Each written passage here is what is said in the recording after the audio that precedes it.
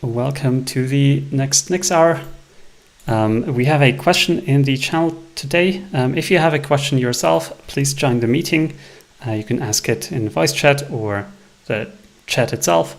Yeah, so let's get right into it. So the question is, how does passthru work and why does it exist?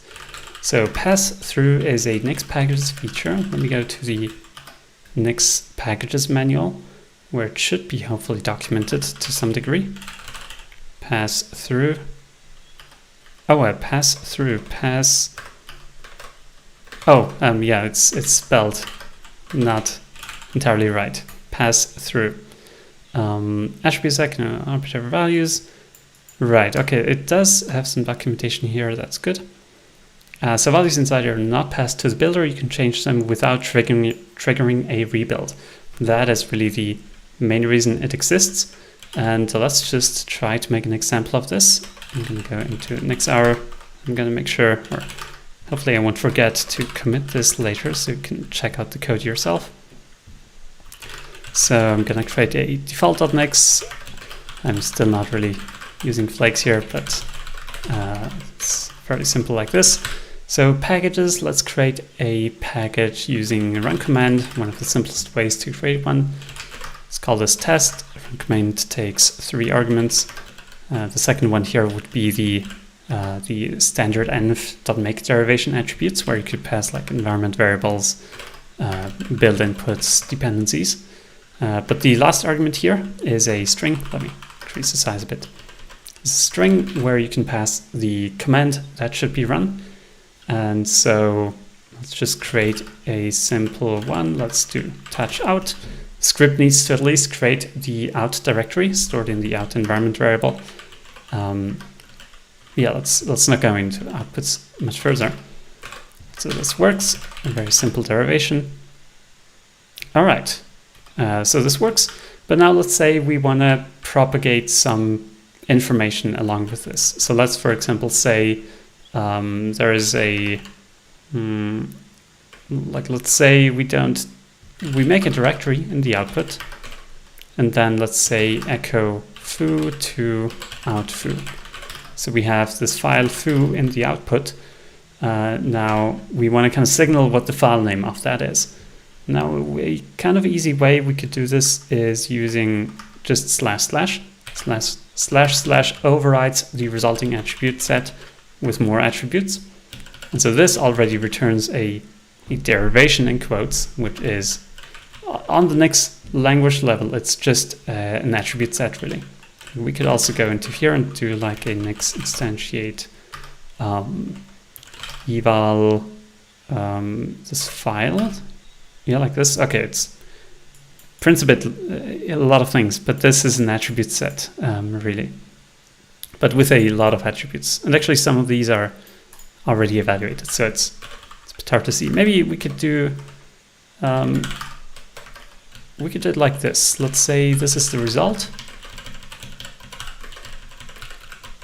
All right, result. And now actually let's print built-ins.type of result. This is a built-in function which shows you just the type of the expression. And we can see it's a set.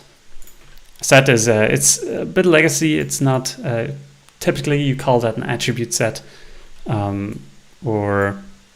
yeah, I guess set is okay as a type of value. But yeah, so now let's say we want to add some further attributes. So we want to be able to query the file name that we stored in the result. And so let's say we want to do file name like this. So that currently this doesn't exist, but we can just add that using //. So we say file name equals foo, and then let's also make it a bit more reusable. So we say, or don't repeat yourself. We can say file name equals foo here in a let-in statement. This way we can use it here and we can use it in here. So I'm going to use, actually let me import lib as well. Lib. I'm going to use lib.escape shell arg file name. This way, in case a file name has like weird quoting characters, these should just work fine. All right, now let's see if that works. All right, it does work. We have the file name foo. Maybe just let's come up with a use case. Let's say we have a use where we have another run command. So let's call this use. Let's do in here, we're gonna do cat. So we're just gonna print the contents of the file stored in the first derivation. We might do this with, so result. So this is the derivation itself and makes this derivation depend on the first derivation. And then we want to get the file name. So this is result.filename. All right, this might need some quoting as well. Yeah, we should use specialArg here as well. Oftentimes you don't use lib.escape_shell_arg here because this is a derivation store path, or it will get turned into one. And those always use kind of a safe character set that doesn't need escaping in bash. Let's do like a setx-x to just print that as well. All right, now use. Let's also touch out so we can see the result, or so that it doesn't fail. And now let's build this. And well, it prints some stuff here, but up here is the interesting bit. So we can see cat/foo at the end, prints foo. And actually, yeah, we can see here the Nix store path. And this can't use any invalid characters for bash. But yeah, so this is okay, so we haven't used passthru yet. Now, why you might want to use passthru is because certain things don't work if you just use the // here. So let's say we want to modify a result. So there's the result.override attrset you can use. This should also be in the manual. Override attrset somewhere. Override attrset. Oh, same thing. Okay, here. Yeah, so here would be the documentation for that. Oh no, that's the some cock packages here. Anyways, it should be somewhere in there. So override attrset allows you to change the attributes passed to the derivation. That's the ones we didn't specify any for now. But so let's say we have, actually this is going to be kind of hard to demonstrate. Let's do, these are the final attributes, or actually no, these aren't the final, these are the previous ones. Let's say we specify a different output, different default output. Yeah. So let's say outputs is, so by default it's out, and that's why the variable is out here. So we only have a single output and it's called out. We can change this to a different one. We can say custom. It doesn't really have any functional change here except that the output is named differently. So, okay, we changed the output. Now let's check it out if it works. Build the result, and that's okay. I guess there is a functional change. Can I find nano's name to assign to output dev? Oh, okay. So standard, and some standard setup functions apparently need the out output. So okay, let's keep the out output, but let's add another one back here. All right, and that, okay, now we get a good error. This is we did not create the custom output. So actually we need to change the script to do that, and I do not know how to change the script. Let's see how runCommand passes on that script to the underlying builder, so we can figure out how to override it. For that, I'm going to go into nixpkgs packages. So it's always good to have a nixpkgs clone on hand. Allows you to really dig into why things don't work when they inevitably don't work. So I know that runCommand is declared in the trivial builders file, but if you don't know this, you could use nixrepl then built-in.unsafe get attribute pass of runCommand in packages. This points me to the trivial builders file. I'm going to open this. And in here, runCommand, it's a bit like there's a bit of abstraction around it. I'm not a big fan of this. But so we have the runCommand with, which then gets turned into the build command. Oh, okay, so the build command is the script. So actually we should be able to say build command equals previous build command. That's why we have the prev argument here. And then we just append some extra string and say, let's just create an empty custom output. All right. Next build, and that works now.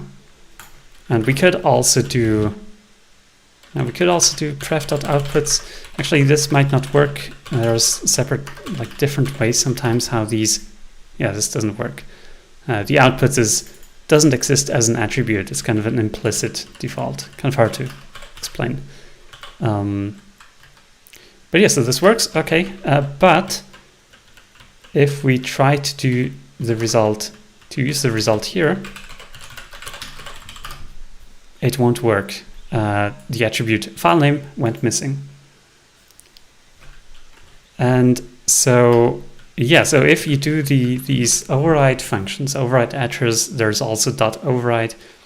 These kinds of / overrides to the result get lost. And so that's why you want to use passthru instead to do this kind of thing. Using this, we can say passthru.filename equals filename. Let's get rid of this for now, or let's comment it out. Now if you try it again, it does work. We get the same result from earlier. Let me get rid of this here. Yeah, so this works now. We can use we use the result prime here. Result prime has the file name attribute. Even though we used override attrs and changed the derivation and effectively. Yeah, so that's again. So we explained kind of why you want this, some use case. Let's also quickly go into how it works, because underneath in Nix you have. Let's go into Nix REPL here. I think we can explain it with this. You have a derivation primitive, and this is really what creates derivations underneath. So it needs some attributes by default. So name, test.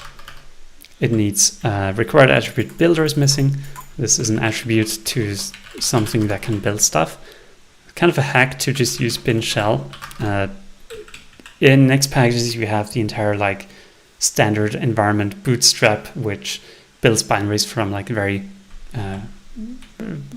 small set of prefetched things. But for now, let's use just the shell builder. And this is available in the sandbox. That comes from there. Then we need system. We can use built-in.current system for that. All right, now we get a derivation back. But now let's see what happens like if we add the file name attribute just in here. It's getting a bit hard to read actually, but let's do file name equals just x. All right. As you can notice here, the hash of the derivation changed. And so whenever we change this attribute as well, so let's call it y instead, the hash changes again. And so we don't want this because, well, in here, while we do have this file name available in the result, it's not passed to the derivation. Right, we haven't tested this yet, but so let's try nix build. Okay, we have this. Now let's change this file name bar. Actually, this will cause a change. That's not a great result.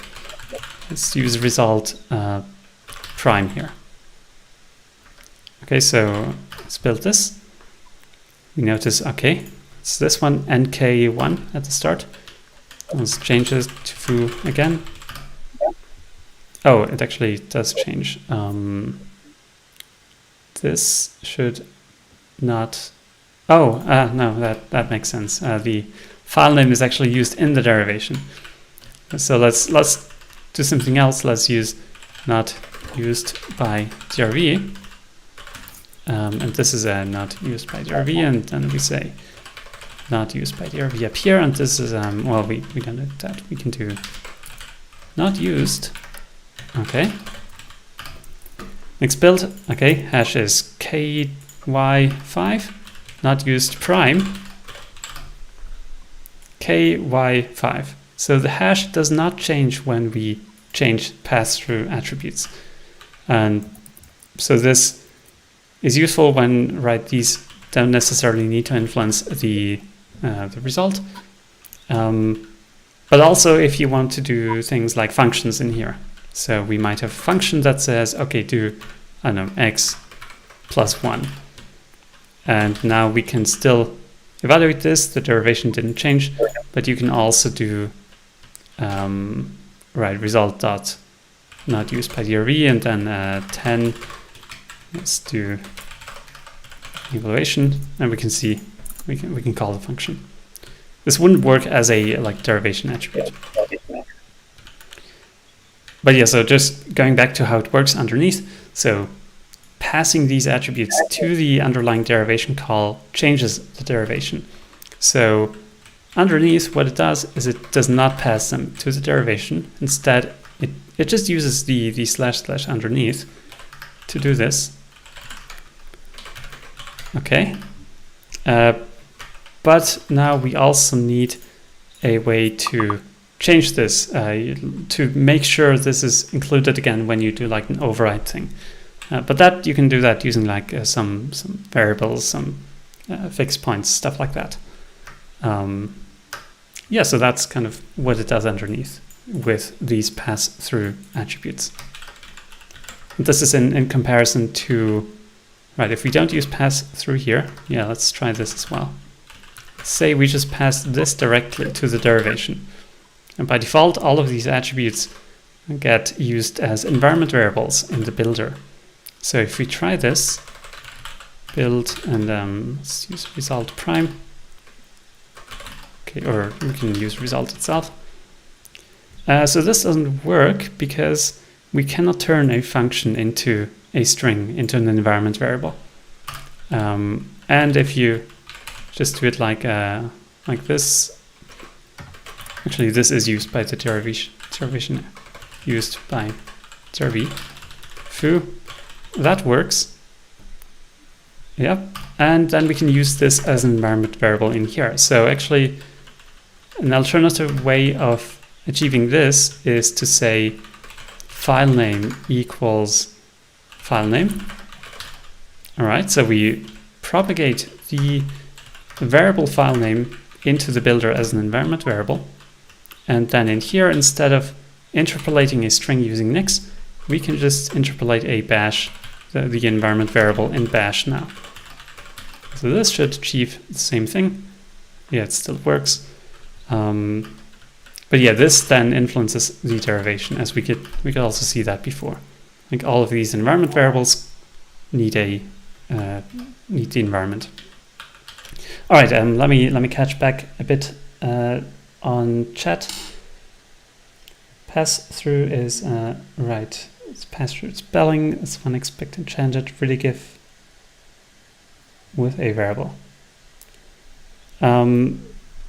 Maybe let's quickly go through this. Does this end for get accepted, get escaped as well? Oh, that's a good question. It should get escaped properly. So yeah, let's try this out using something like this is not, or this isn't, let's use a quote here, a good file name, exclamation mark. So I also add a new line for the fun of it. Nope. Okay, let's try this. It worked, and let's see, let's do also ls result. Yeah, okay, well, should be a single file. But yeah, ls just uses new lines to concatenate files, so we couldn't distinguish it. But it did work. Actually, let's use ls-la result like this. Yeah, okay, it does treat it as a single file, so that worked. Yes. Okay, do we have any more questions about the things I just talked about? Was there anything unclear? Otherwise, we'll move on to another question. Looks like it's good. All right, then I think, Eric, you had a question you wanted to ask. Yeah, so I actually have two questions. So the first one I'm hoping will be easy is about flakes. Or both my questions are about flakes, but the first one is so in the Nix packages, you can search for, like in search.nixos, you can search for packages and you can search for options. But how can I find like the different options I can pass in actual flake? It just seems unclear like how I can use them. It just seems like I always have to go to the documentation of the package manager. Like for example, if I want to use SOPs, I have to go to the SOPs documentation to understand how it works. Yeah, so I guess you're asking about the attributes like in the flake.nix file that are available there, like packages, nixos configurations, stuff like that. Yeah. Yeah, I think the best article I know of for this is, I believe, the flakes nixos wiki one in here that talks a bit about it, and I think there should be the flake schema section down here. Actually, link me to the but so here is a good. Oh yeah, it actually uses subsnix. Output schema, that's one. These are all the attributes that are kind of recognized by tools. The intention with flakes regarding this output schema is that flakes doesn't, or it shouldn't enforce any of these, but only the tooling should use specific ones of these. So, right, we have like nixos configurations. This is not like built into Nix in really any way. I think there's like known attributes which it doesn't throw a warning for. But really, nixos configurations is used by nixos, which is implemented in Nix packages. So, like, if we go into like which nixos rebuild, so the script which does the actual nixos rebuild, and search for nixos configurations, that's what it does here with flake. So it accesses that one. Right, you have Hydra jobs, and presumably Hydra will access this attribute. Templates, right, and then there's attributes that are used by Nix itself, which can also be viewed as just a tool making use of the flake outputs. So also the tools themselves should document this in some way, what output attributes they expect to use. And I believe Nix should do that somewhere. Let me go to the Nix manual. Oh, not the Nix packages one. The Nix one, and I wonder if flakes output attribute, is it this one? Not quite. I thought there should have been some Nix flake check. That actually, it might be this one. Yeah, here it is. So Nix flake check, you can also use the man page, man nix3 flake check. This should have the output attribute. There's some sirens I hear in the background. Oh, sorry. No problem. But yeah, it should be in here. Flake format. Okay, that's a pretty good one. Installable. We have packages. We have outputs. Okay. Flake inputs. Log files. This is actually a pretty good page here. Oh, this is the Nix flake one. but yeah, nixflake check. Oh, I need nixflake dash check. Yeah, here are some output attributes that Nix should use, or that it checks at least. Okay. Right, but then you also have, right, if you do a nix build, it's gonna automatically access specific attributes in order to make the command line invocation shorter. And maybe let me try to demonstrate this briefly here. Well, actually, let's go into like the Nix code base itself. We have flake here, and actually let's do nix repl and then lf load flake. Well, let's load the current flake, and now we should have outputs here. All right, now we can see we have packages, overlays, header jobs, dev shells, checks. Right, and then we have packages. We have a system thing here, Linux, and we have a Nix. We have also a default. And so, right, the tool, the CLI tool will, if you do nix build, I believe it uses this attribute with the system depending on the current system you're on, and the default attribute by default. Right, and if you use nix, it would use that one. And then you also get this error here. Oh, actually, yeah, it uses multiple paths. It checks for multiple of them. In this case, apparently this one, and the legacy packages as well, or the attribute itself. So we could also do this manually here. It's a bit more. Oh, not outputs, packages. Auto-completion seems to be working. Yeah. I guess this doesn't work. Yeah, you need to pass default. Does that answer the question about flake output attributes? Yes, it helps a lot. Awesome. And yeah, I also had questions about or I had previously questions about the REPL and how to inspect the flakes. So this is really helpful. And then my other question was more about using different versions of services in the flake. I got it working this morning, but I didn't fully understand what I was doing. I think intuitively it makes sense, but maybe if you could walk through an example and explain what's going on.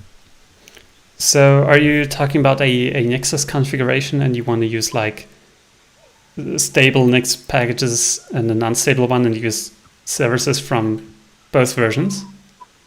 Yeah, like I had a package or a service specifically that I wanted to use from unstable because, sorry, there's lots of talks or ambulances. I was building I wanted to use a service from unstable in the flake for my nixos config. I eventually was able to use it, but it just wasn't clear why what I did actually worked. That's a very frequent thing to want, right? Stable is good, but sometimes you want a newly merged service or a fixed one. I do want to, so it's not like, I guess it does partly relate to flakes, but also the Nixos configuration. I'm going to start with just a configuration.nix, and actually let me copy some other one I have lying around so we can get some basic stuff here. I've been using this one in like some Nix hours now. This is just the minimal thing you can have to have a Nixos system working. And now we could, let's just make sure we can build it. Or let's just evaluate it. I'm not going to use flakes just yet, but I'll do that later. So instantiate, I'm going to do this and then system, I believe. Oh, it doesn't use the right file yet. Let me use arg configuration.nix. All right, this should work. Yeah, okay, it works. Okay, so now we want to enable a service. Let's actually go to Nix packages. Go to the Nixos directory, service modules, services, and let's just get like one that doesn't exist in stable yet. history. Search for like an init. Initial module and test here. This one looks good. So let's just try enabling this service. This is the option. Okay, so that's our goal. It's true. Let's also make sure, well, actually, yeah, maybe let's go into flakes now so we can actually specify where our Nix packages comes from. So this is just a configuration.nix. Let's go into flakes. Let's do inputs.nixpackages.url equals GitHub nixos Nix packages. So let's use the stable one, nixos 2121. No, 23. I'm living in the past here. Nixos 2305. Okay. Now outputs. We need Nix packages. And we need nixos configurations. Then I think the host name. My host. And then I believe it's nixpkgs.lib.nixos-system or something like this. Let's go into Nix packages. Let's look at flake.nix. It is lib.nixos-system. Okay, and I believe that probably should also be on the wiki page here. System, yes, it's right here. Okay, yeah, and we need system as well. Actually, why do we need to specify system here? That could also be in the configuration.nix. But yeah, let's do it here. System, and then modules. Okay. So modules, I'm just going to add my configuration.nix. All right, now let's try to build this. I'm going to use nixos rebuild for this, which is already available on my machine. If it's not, you can also install it. Let's maybe try that. Let's say packages. I'm just going to use, I'm not going to use flake utils for now. Let's say nixos rebuild. And we can actually just get this from Nix packages. Legacy packages, or is it this? No, it's the other way around. .nixos rebuild, I believe it should just be available as a derivation attribute. Let's try this. Nix build. Alright. Git add the current directory. So flakes can see it. Alright, supposedly fetching the Nix packages. Let's wait for a second.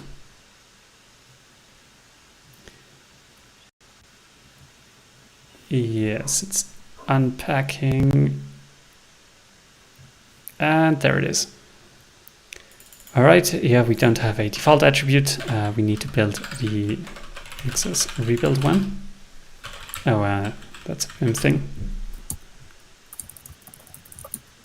All right, and yeah, you can see it evaluated and we can get a nixos rebuild. And now we should have result bin nixos rebuild available.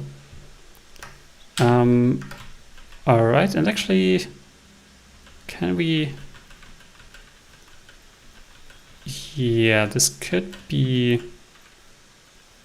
Could this be improved? Well, let's roll with it for now. Okay, so now nixos rebuild. I'm gonna use, I believe it's like this, flake dot. So we say it should build this flake, and I'm just gonna call build with this. So it doesn't actually do a rebuild of my system. I don't want my system to switch to this configuration. Using the build subcommand, this should be possible. It doesn't provide, oh yeah, it uses the current host name. My host name is Cyan. So let's try this. And okay, we get the error, right. We don't have the option available. So, okay, let's do this. Let's go fetch an unstable Nix packages from the Nix packages unstable branch. So this is a Git branch, but it is mirrored to the Nix packages unstable Hydra channel. So it always, oh, actually no, not Nix OS unstable. Actually, that won't work because the commit is most likely not in the unstable channel yet. So actually, let's use master for this. like this. Nix packages master. So Yeah. master is different from the unstable channel. The So if I don't specify, I'm actually too far ahead. Well, too far. It depends on like what you do. So the channels, the unstable channels, so nix packages unstable and nix os unstable, so like this, they always regularly pull commits from master or check the latest master, and if a certain number of tests pass, and we could see these on Hydra. So like here, nixos unstable would be in the nixos one down here, trunk combined, and then you have like, oh, this is new. Jobs take some time, apparently. Yeah, but anyway, so the nixos unstable channel ensures certain things work. So it runs in particular, it runs the nixos tests as well. So that's things like the bootloader works. You can install nixos. Especially the bootloader is important, because if that breaks, even your nixos can break and you can't roll back because the bootloader itself is broken. So it can get really hairy if you use master.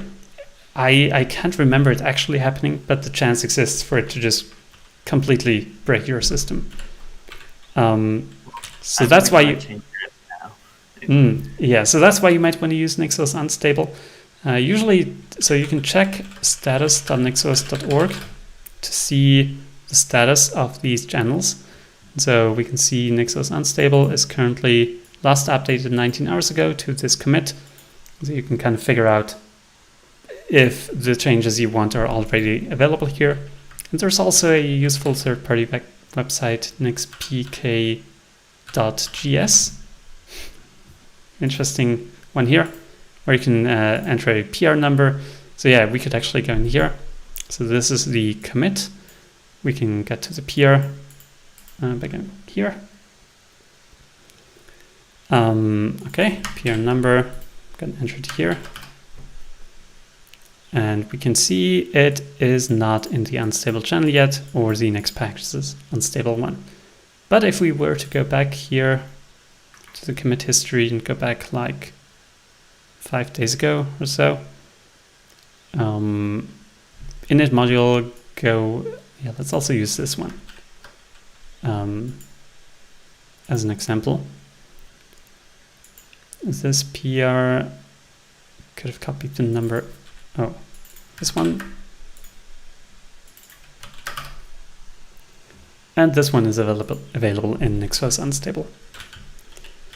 But yeah, so my recommendation is use nixos-unstable. And actually, yeah, let's use this other service instead, because then we won't have to use master. So this is Go XLR utility. Let's go to the module just to see the option. Okay, let's go to configuration.nix. Let's change this. Not yet available in nixos-unstable. All right, enable equals true. All right. So we haven't.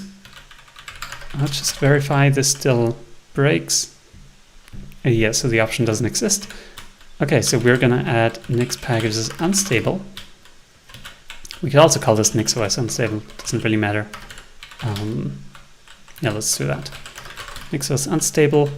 Now we can get the input here. All right. Now now you need to somehow get this into the Nixos module system so you can access it. And there is, I think I might have seen actually your messages in the channel earlier today. One way to get access to it is using specialArgs. I'm not sure if you used that, but let's use it for now. So, okay, modules, we have this configuration.nix. Let's also add a module like an inline one here. And let's say we use the module.args option to add further arguments to the module system. And so here we could say unstable equals our nixos-unstable. All right.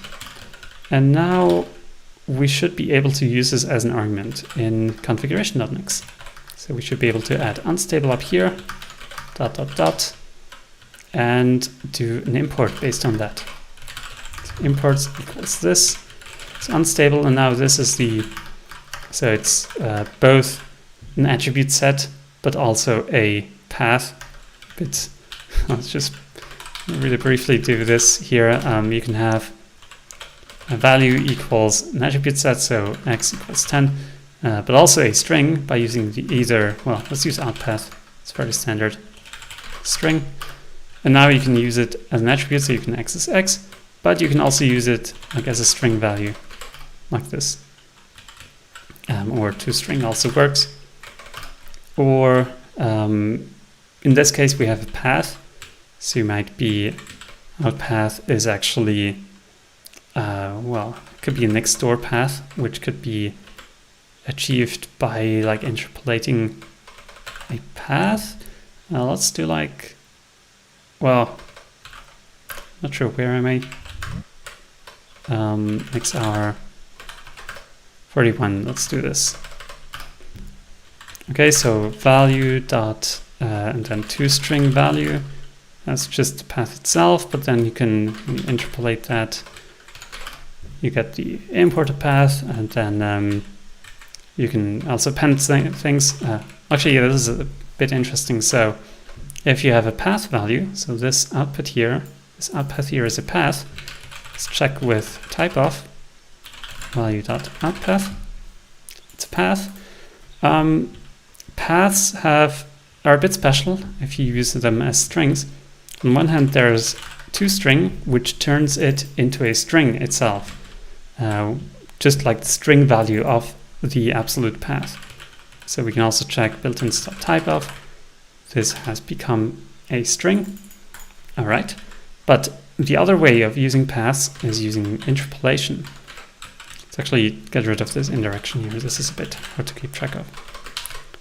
If we use path interpolation like this, it imports this path here into the Nix store. And that kind of pins the path and allows it to be accessed by derivations. So you can use this.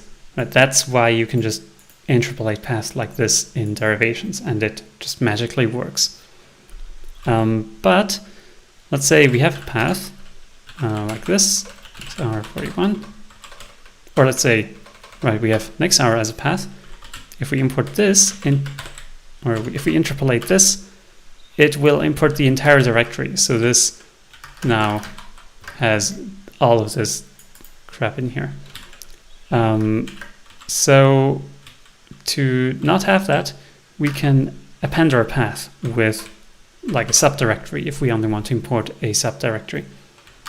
And so we can do this. Well, you might think that we could do like 41 like this, but actually that turns out to not work correctly. It just appends the string to the path. You need to have a slash here for it to work correctly. All right, and I can also mention that let's load Nix packages. That since recently a path library is available in Nix packages, so we can actually do lib.path.append Nix Hour 41, and that does work correctly. And if you try to use this, it will complain that the second argument isn't like a valid subpath. So yeah, just some path background here. Okay, let's get back to this. So yeah, here we need to access a subpath. Yes, and so the subpath, so this is the Nix packages root itself. So where is this module here? It's in this directory. So you have to do this kind of manually if you want to use unstable services like this. You need to figure out the subpath. Right, because actually, yeah, we can see this here. There's two main changes here. Oh, actually, yeah, this is great that we have another one here. well, yeah, so for the module, there's on one hand the module list. This is the kind of global module, or the global module list in Nix packages / nixos, where all of these modules are available to you by default. So we go in here, view file. If we go in here, we can see all of these modules.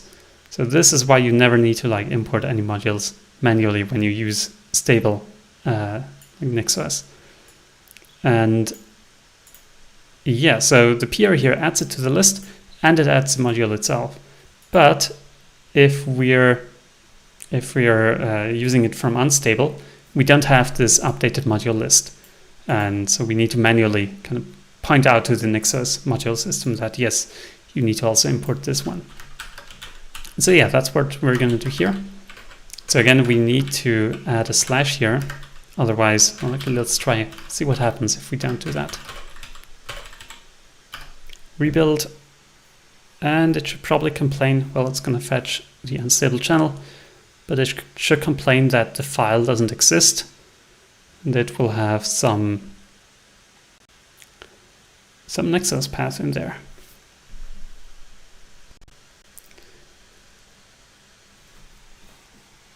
All right, and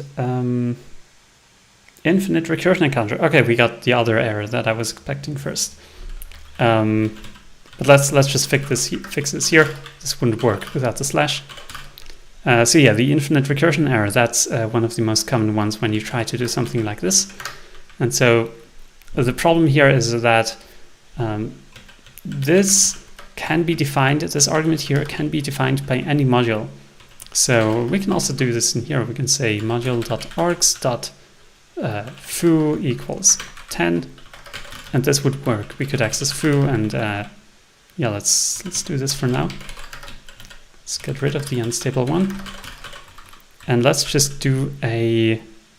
Actually, this is going to be a bit harder with this. Let's do. I know this should work. Eval nixpkgs nixos, then our configuration.nix, and then -a config dot, well, module.args.foo. Well, it should. Okay, yeah, our service doesn't work. Well, whatever. So, can you also explain what that command is that you just ran? Like, can you explain what it is and what the arguments are? So this is what Nixos rebuild does underneath, essentially. We can, yeah, if you go vim which Nixos rebuild, we can see it accesses nixpkgs nixos here. Yeah, here it is. Can you also take a step even further back? Like, what is nix-instantiate? Oh yeah. So if you, so that's the kind of traditional CLI, so flakes is separate from that. But there, the kind of main command for building things is nix-build. So we can do things like that, and that's right. The standard arguments. You pass it a file, you pass it some attribute you want to build, or also none. But nix-build underneath does kind of two steps. The first one of these is nix-instantiate, just like this. Hello. Okay, so this performs the Nix evaluation and instantiation of the derivation. So this builds the recipe for the hello derivation and all the dependencies of it as well. So here we now have this file. This says like which dependencies you need and so on. You can also use nix show derivation for this. Have it output as a JSON. Okay, but now the second step is nix store -- realize on this derivation path, and this really builds the derivation or substitutes it from a cache if available. And so this outputs not the derivation path, but the actual result path. So here we now have result bin, this result, bin hello. Yes, and so nix-instantiate by default kind of expects a derivation to be there. So hello, for example.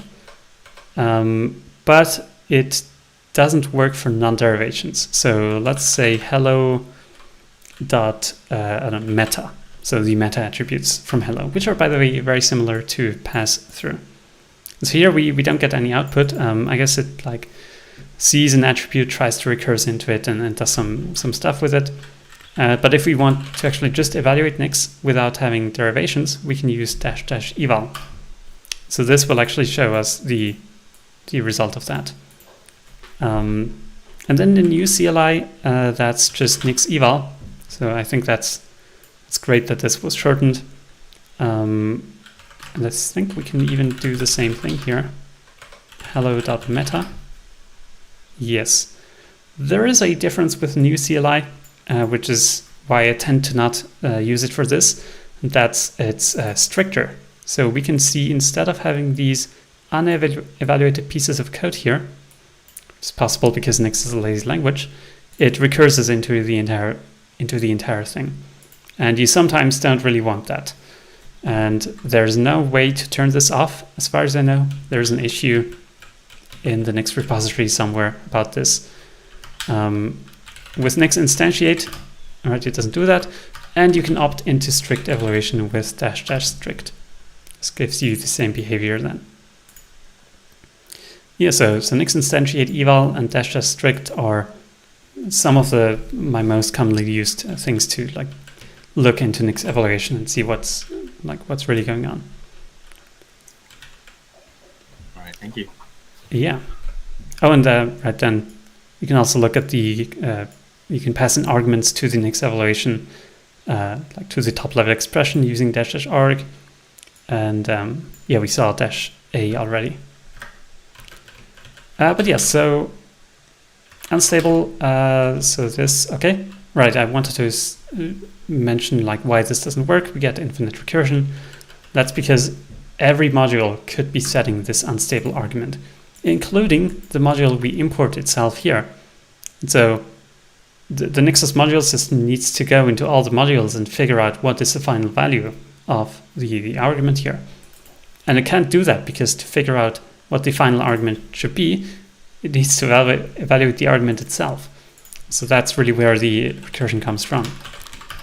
Let's do access_build. Yes, we could kind of see that if we do the show trace here, which does it work with this? It should, yeah. Although the backtrace isn't super useful. Okay, but so how do we fix it? To fix it, there's a kind of special module system functionality for passing in such arguments in a way where they don't cause infinite recursion. And that is specialArgs. So specialArgs is the same as module.args, but you can't set it in modules themselves. So it needs to be outside the module evaluation itself. And so yeah, instead of this, we can do this. All right, and that should not quite work, but at least we shouldn't get infinite recursion anymore, and it should, yeah. Okay, right, we now have a different problem. We can't find the package that was added in here. So yeah, we can see there's a package down here as well, which we need to add. And for this, we need a separate thing, and that is overlays. We have 4 more minutes. I think I can do that. So let's go into, yeah, let's go into configuration.nix. So we have the imports here that kind of adds the module to be available. But to add the package, we can use overlays. So we can specify this using this overlays option. Overlays is a list, and then in the list we have function taking 2 arguments. Let me define like prev. Okay, now we need to copy the same attribute here, this one. And actually we can inherit this from the unstable one here. Actually, we need to, since this is a flake output, we need to say legacy packages dot, and then system should be, I believe, packages.system should work. Yes, probably. I'm not. Well, we could also use. I think there is a config dot. Was it host platform.system, something like this. Let's just try it. So this takes the attribute from the unstable channel where it is packaged and kind of re-exports it under our packages. So this way, if we have packages up here, we can use like packages.goxlr utility. And that's exactly what this module here, which we imported, does. So this module doesn't come with its own packages. It depends on the packages in the module evaluation to be containing the right values of what it needs. So let's try this. Syntax error, where we have a missing semicolon. All right, host platform missing. Okay, it's not host platform. Let's look at the docs here. Platform. Oh, it's build platform and probably target platform actually. No, that doesn't exist. There should be something like that though. Platform, build platform, host platform. Okay, that sounds right. Host platform.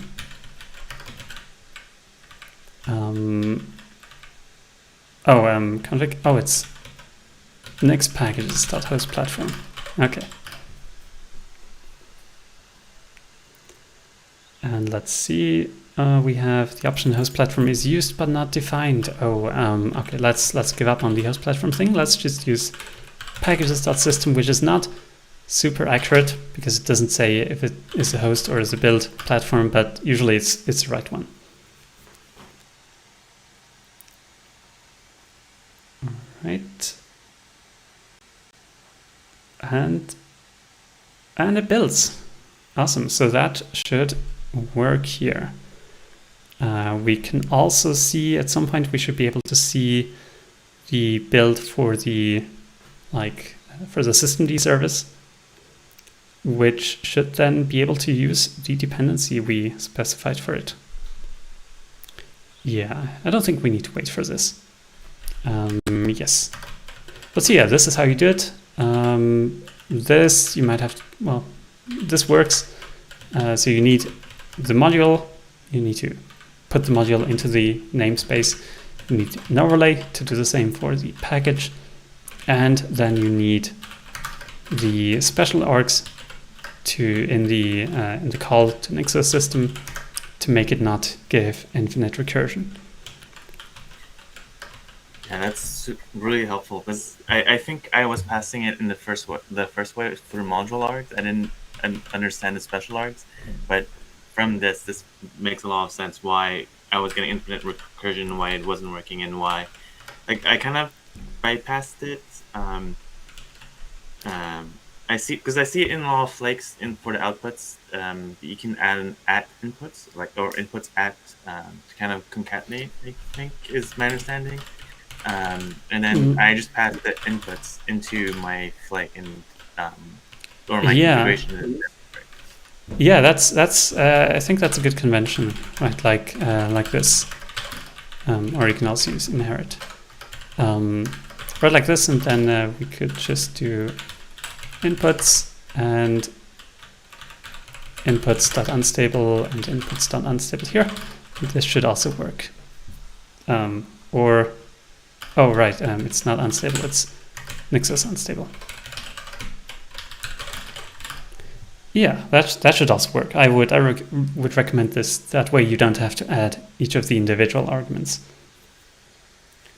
All right, we are out of time for now, but I will stay a bit longer here to answer some more questions from the channel. All right, but yeah, thanks for joining in.